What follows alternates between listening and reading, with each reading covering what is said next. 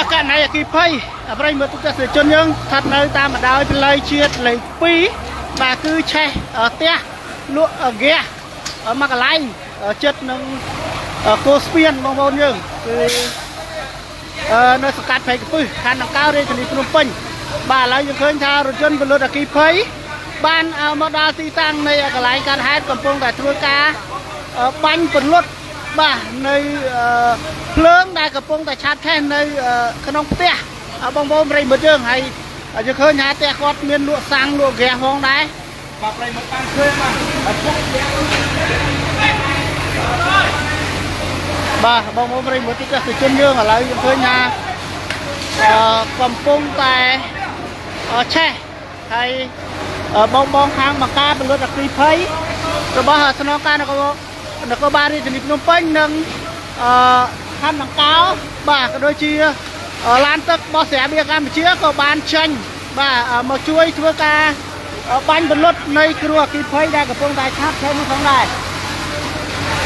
ទីតាំងគឺស្ថិតនៅតាមបណ្ដោយផ្លូវជាតិលេខ2បងប្អូនយើងក្នុងសង្កាត់ព្រៃកពឹសខណ្ឌដង្កោរាជធានីភ្នំពេញបាទគឺផ្ទះលក់ហ្គាសហើយផលិតពលិតបាទឥឡូវកំពុងតែឆេះខ្លាំង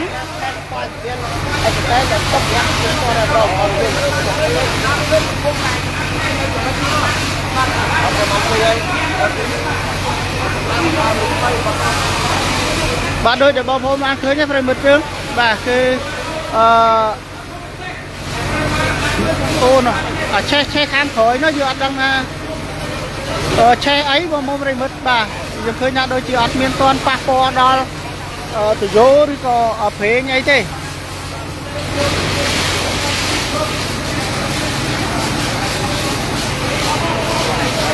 បាទរៀងលុតខ្លះហើយបងប្អូនប្រិយមិត្តយើងបាទគ្រប់គ្រងបាន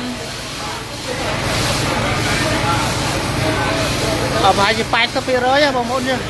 បាទករណីអគ្គីភ័យនេះគឺបងខាងបកាពលិតអគ្គីភ័យកំពុងតែធ្វើការបាញ់បាទលុតអស់ 90% ហើយបងប្អូនយើងបាទគឺលុតអស់ 90% ហើយរថយន្តពលិតអគ្គីភ័យបាទជាច្រើនគ្រឿងដូចជាបងខាងបង្ការពលិតអគ្គីភ័យកំពុងតែធ្វើការបាញ់ពលិតបាទសូមបញ្ជាក់ផ្ទះនេះគឺផ្ទះឈើលើបាទឈើលើថ្មក្រមអញ្ចឹងហើយដល់ពេលឆេះទៅគឺវាឆេះខូចខាតឈើបាទឈើហើយនឹងកញ្ចក់ដែលនៅក្នុងផ្ទះហ្នឹងក៏ខូចខាតដែរបងប្អូនប្រិយមិត្ត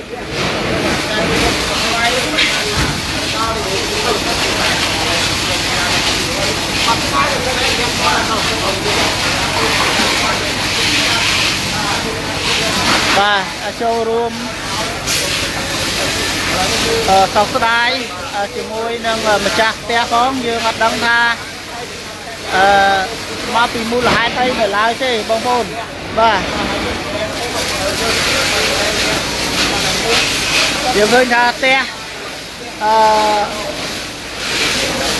នេះគឺធ្វើឈើលើថ្មក្រមនេះគឺត្រូវបានឆេះអស់ហើយបងប្អូនបាទគឺត្រូវបានឆេះអស់ហើយ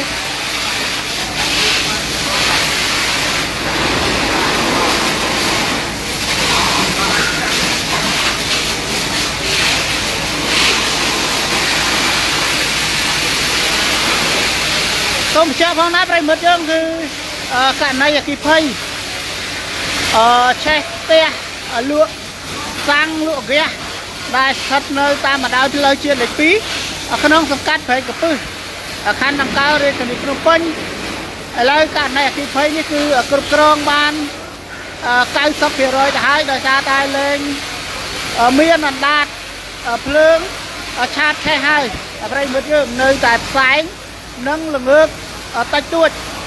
បាទសរុបទៅគឺខាងក្រុមបង្ការនិងពលិតអគ្គីភ័យគឺគ្រប់គ្រងបានបងប្អូនប្រិយមិត្តយើងបាទ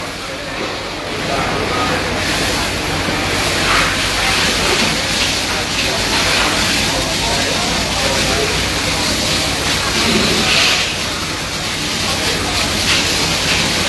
ហើយប្រុងប្រយ័ត្នទាំងអស់គ្នាផងបងប្អូនយើងបាទនៅភ្លើងទៀនភ្លើងធូបអីណាបាទ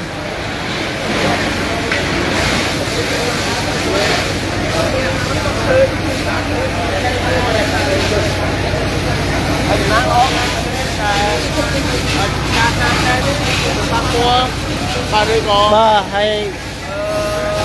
ជាក់ស្ដែងឃើញថាការឆាបឆេះនេះគឺมันបាទមានការរាលដាលដល់ផ្ទះអ្នកជិតខាងអីទេបងប្អូនយើងបាទ